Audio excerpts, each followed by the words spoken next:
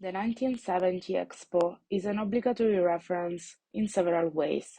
In the history of the Universal Expositions, it is the first one organized in Asia. It also remains the exhibition which wins the record of attendance with more than 64 million visitors, of which more than 97% were Japanese.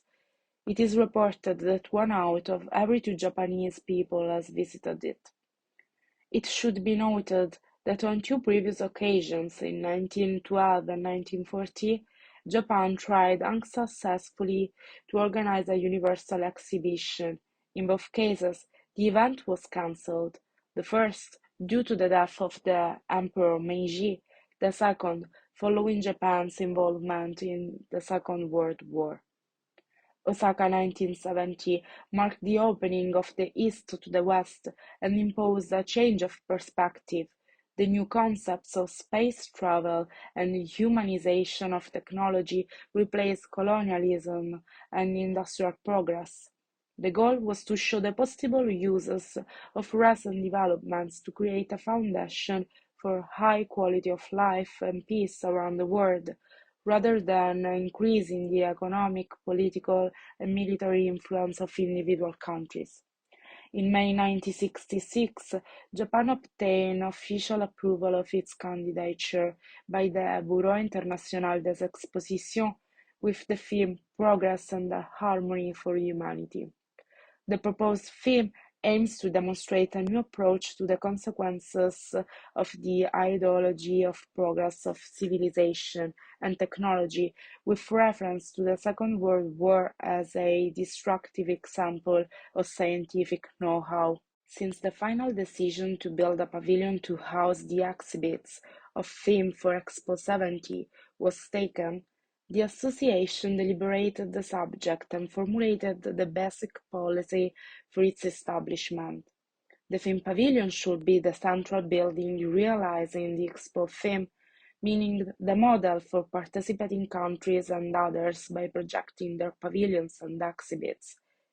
In addition, the object displayed in the theme pavilion should faithfully adhere to the exhibition theme, while presenting a memorable and attractive display of theme significance to visitors.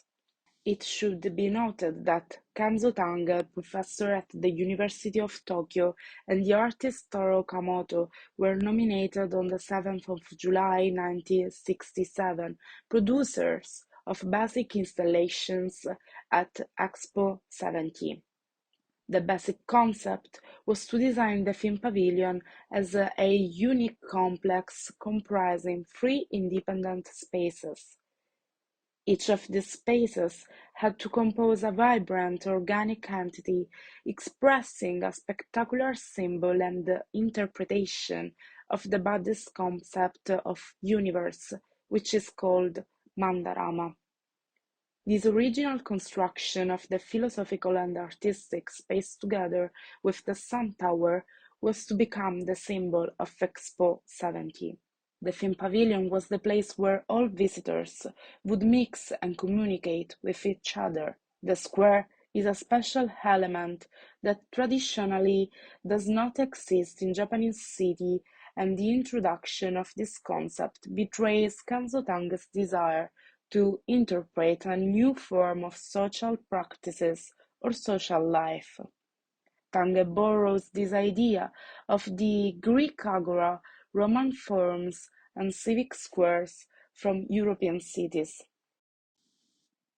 He relieves in the ideological spirit of the Team X, of which he was a member, not only the square as a place of exchange and commerce, but also as points of encounter and opportunities for interpersonal communication. To confirm this, Tange refers to the square as a place of communications, not only a place where the individual meets and exchange thoughts and experiences. These were the places where the feeling of the community could have been born.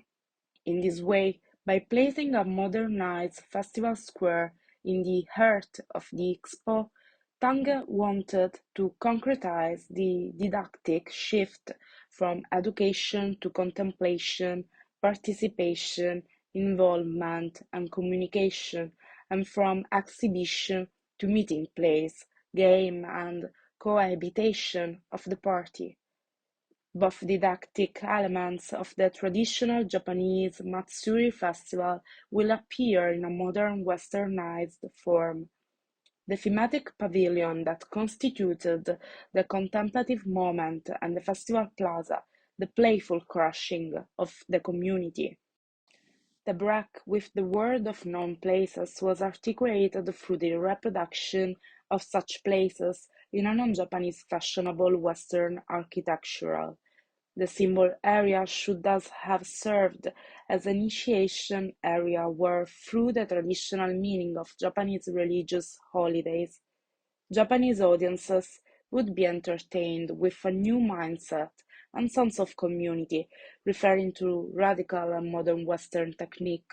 The container can enclose within it a multiplicity of human activities that were previously scattered throughout the territory, thus making them easily accessible to all.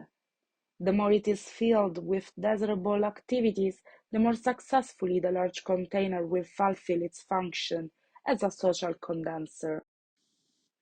The theme of the large container lays its foundations on the large coverage, such as that made by Arata Isozaki for the Plaza Festival in Osaka in 1970. The Japanese architect proposes a mechanical hyperstructure, a large roof that can accommodate under its protective wing all the spectacular events of the kermesse.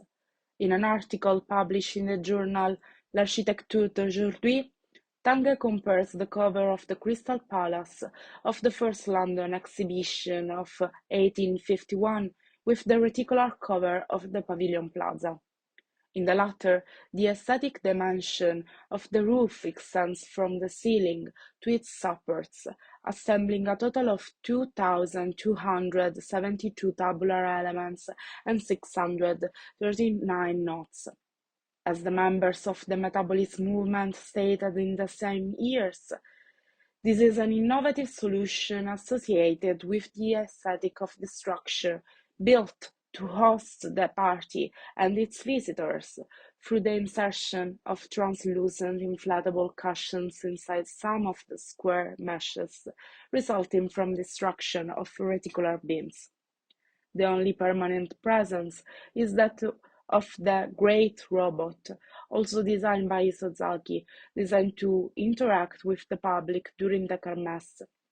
The 1960s were critically confronted with the problem of the large scale, the large building.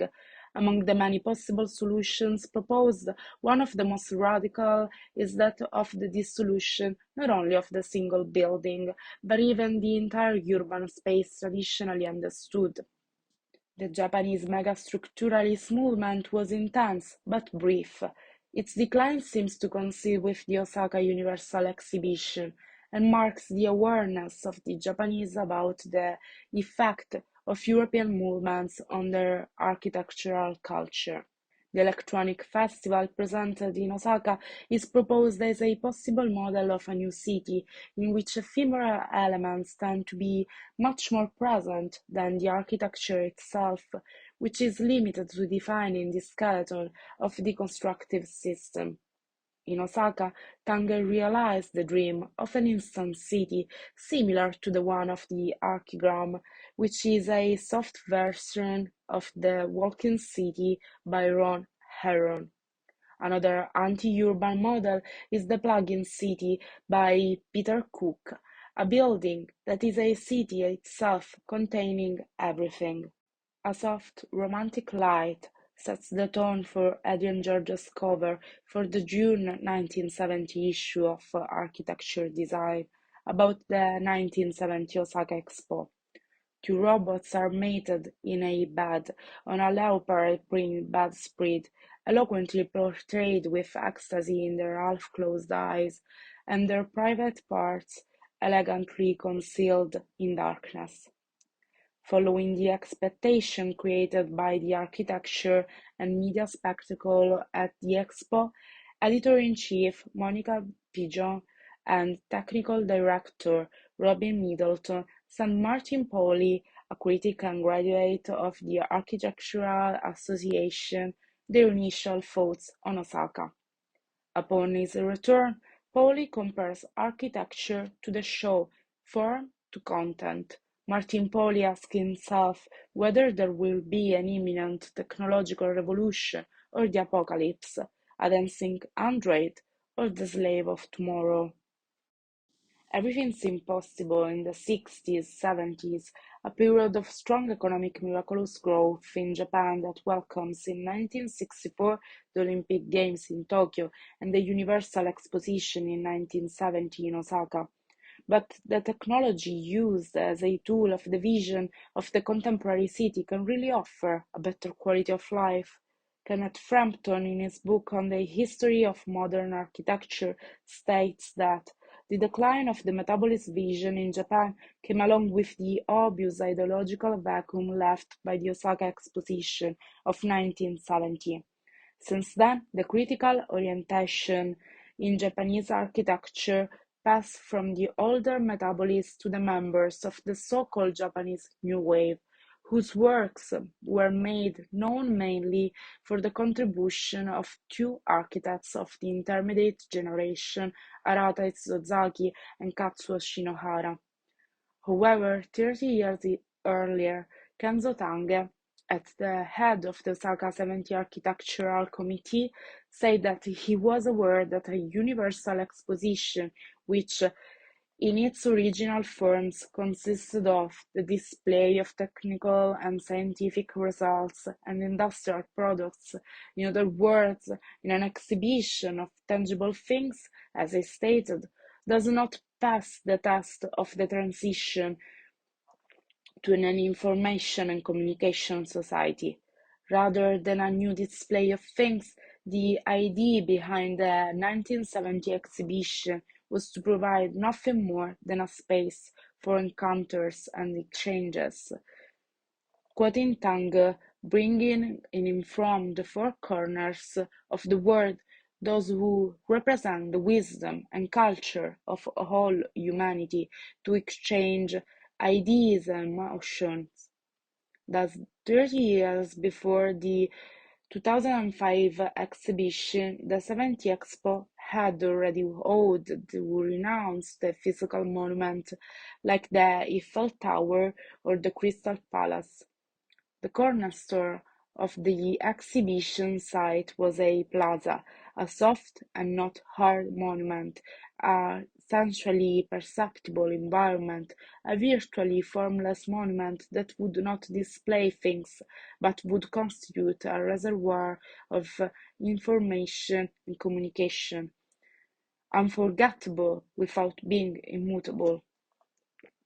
The installations, moreover, are made so that they exceed both a simple presentation of things and a blind trust in the images.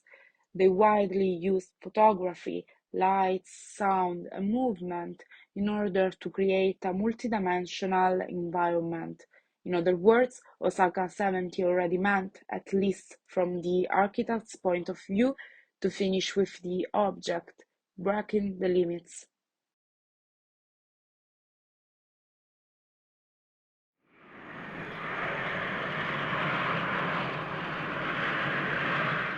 Japan, land of legends, land of the rising sun, and Osaka, the site of Expo'70.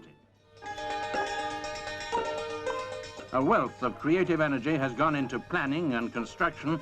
This is in fact the greatest world exposition ever held. The Tower of the Sun Pavilion successfully combines a presentation of Japan's ancient culture and its modern technological achievements. Landscaped gardens and fountains between the main pavilions help to enhance the dramatic effect of this vast, imaginative scheme.